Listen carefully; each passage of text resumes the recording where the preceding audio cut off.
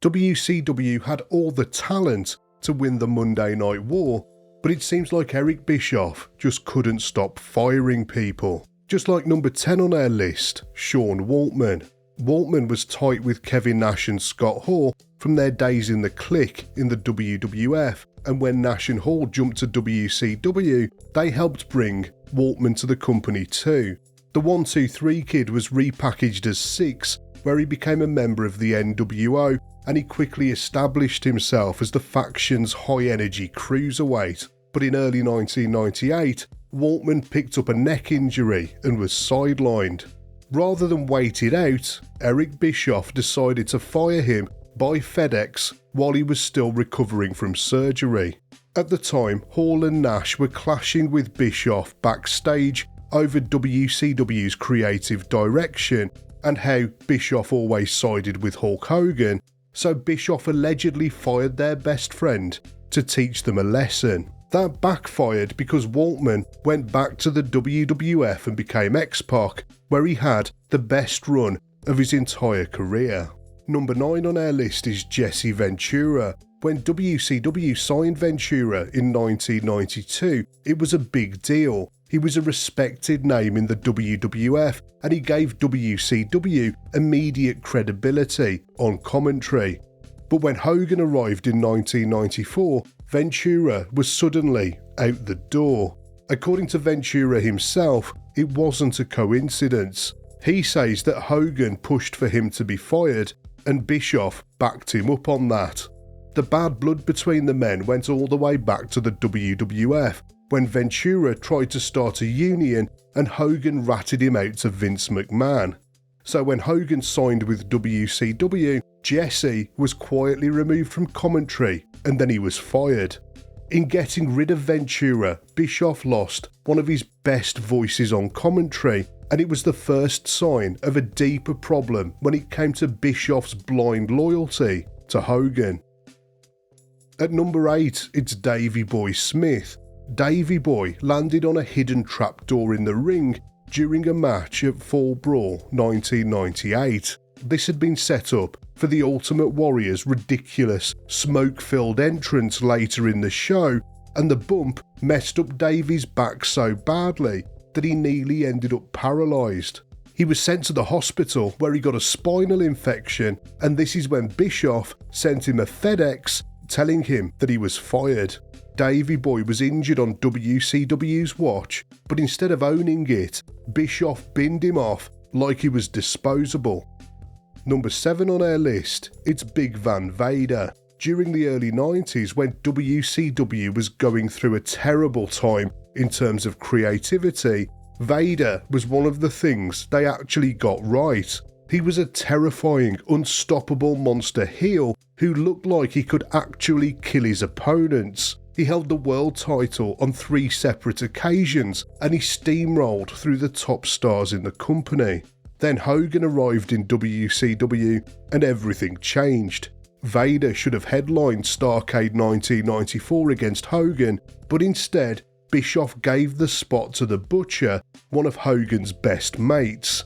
It was one of the worst pay-per-view main events in wrestling history, and it proved that Bischoff was more interested in making Hogan happy than anything else. A few months later, Vader got into a backstage fight with Paul Orndorff and ended up getting suspended. Instead of sorting this issue out, Bischoff just decided to fire Vader.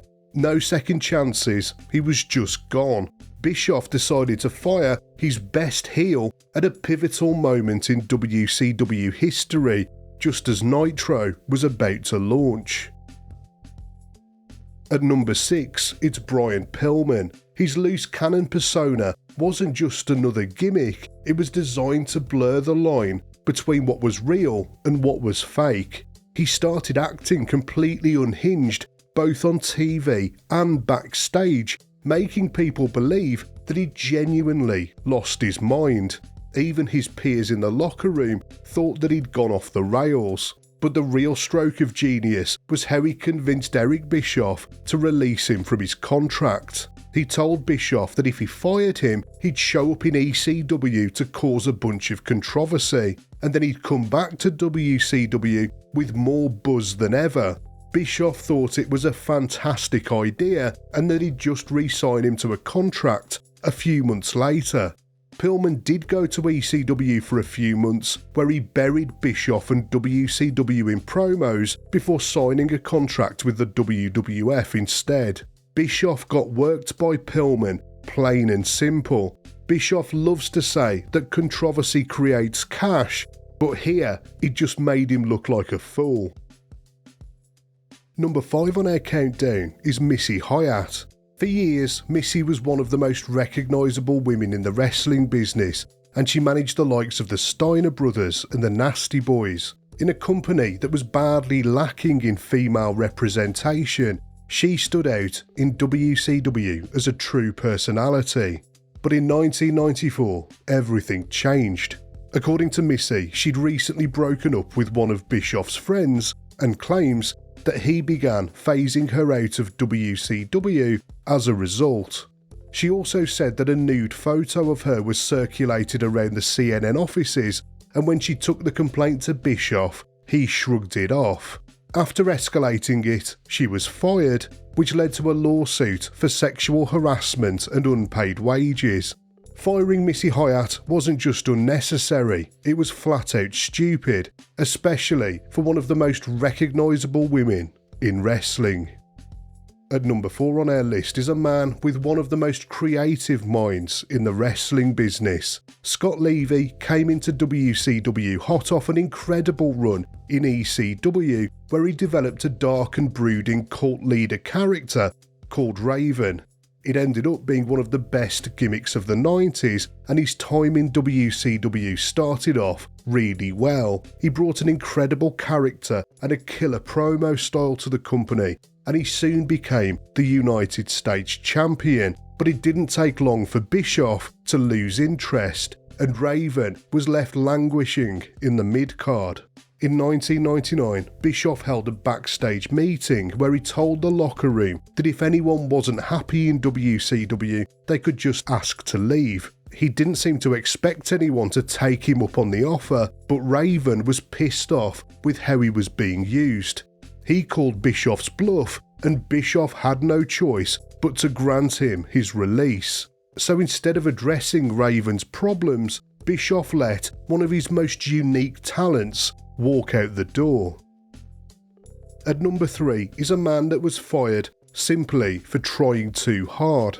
In 1995, Dustin Rhodes was still finding his footing in the wrestling industry. He was still young and desperate to prove himself as more than just the son of Dusty Rhodes. So, when he was booked in a ridiculous King of the Road match, which took place on the back of a moving truck, he tried to make the best of it. In an attempt to add some intensity to a match that was otherwise dead on arrival, he decided to blade. But WCW had a no-blood policy at the time, and Bischoff used that as an excuse to fire him. A few months later, Dustin showed up in the WWF as Goldust, a bizarre gimmick that could have easily flopped, but he made it work. It was proof of just how talented and versatile Dustin was, talent that Bischoff totally failed to recognise. At number 2 is Disco Inferno, who was fired for refusing to lose to a woman. In 1999, Bischoff booked Disco to lose to Jacqueline, but Disco said that he didn't want to do it. He didn't think it was believable, and he didn't want it to damage his character. He expressed his opinion to Bischoff, and Bischoff fired him. Meanwhile, Hogan refused to lose to Sting clean, Kevin Nash booked himself over Goldberg, and Scott Steiner was allowed to go off script whenever he felt like it. But Disco, on the other hand, got axed for pushing back on one finish. At our number 1 entry on the list goes to Steve Austin, a man who was fired over the phone while he was injured. By 1995, Austin had already won the US title, the TV title, and the tag team titles. He was putting on astounding technical matches and was cutting really good promos, and you could see his improvement year on year. Then he tore his triceps while he was on a tour of Japan, And it was the same old story. While he was recovering, Bischoff picked up the phone and fired him because he didn't think that Austin had any star potential. A year later, he was in the WWF, and not long after that, he was Stone Cold Steve Austin, the biggest draw in the history of the business, period. Bischoff kicked the door wide open for the guy who would eventually lead the charge in putting WCW out of business. So there you have it, that's my list. If you want more top 10 videos, then I've got a playlist full of them on the screen right now.